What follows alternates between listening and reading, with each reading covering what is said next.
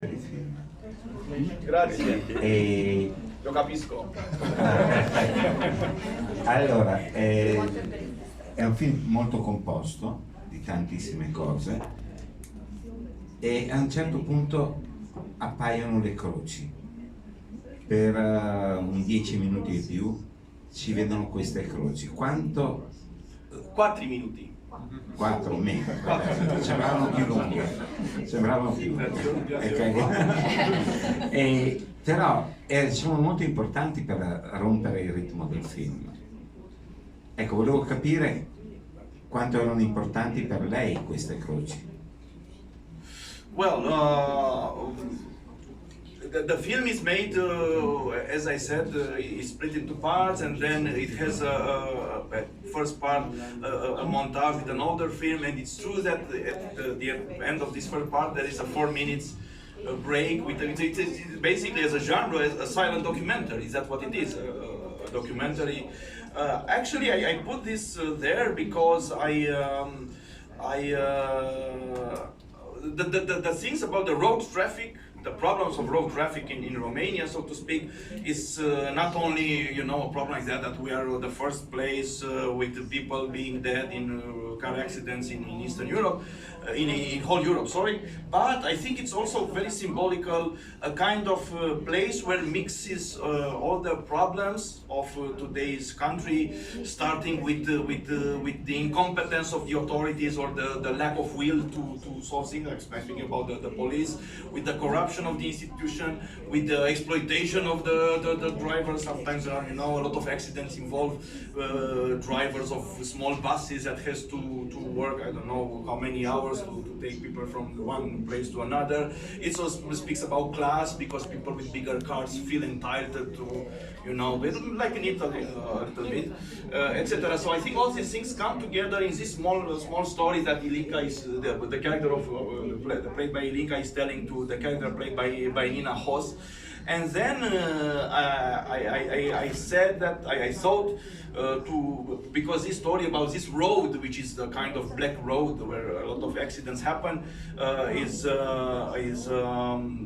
it was in a news article, in a newspaper, and I said, what if I would shoot all these crosses and put them in the film somehow? And well, I struggled with that scene to put it, to take it out. A lot of people told me to take out, but you know, I'm like Cocteau here, that said that you have to develop to grow exactly the defects, the wrong things of the film.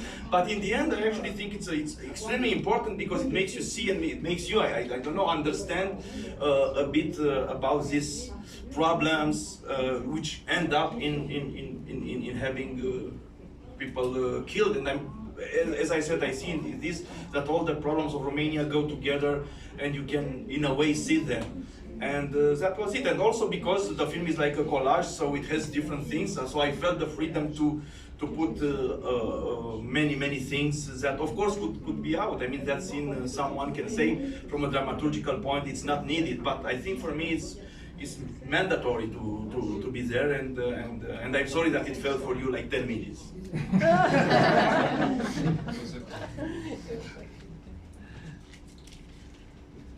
Can you tell us something about the film of the early 80s that you used, and if you have completely taken it, or if you made some changes by computer animation, or I don't know?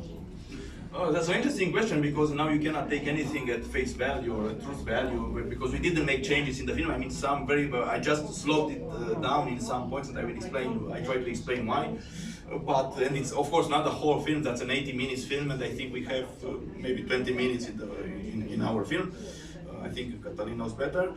But the thing is, when I did my research, I decided to make the film with a young woman driver, and to have Ilinka playing. But then I searched for models in Romanian cinema, and there's not many films with women driver, and that was one of them, made by this filmmaker named Lucian Bratu, who was maybe not one of the most famous or very important filmmakers of that era, but he was in the late 60s and 70s, he was a modernist filmmaker. He was very inspired by the Nouvelle Vague. He did a few films like that. And I don't know, I have the feeling that this film, which was made in the 80s, was a bit made just to get the money. It feels like that. It feels like a film a little bit sloppy, not very well made, but in the same time it has its charm.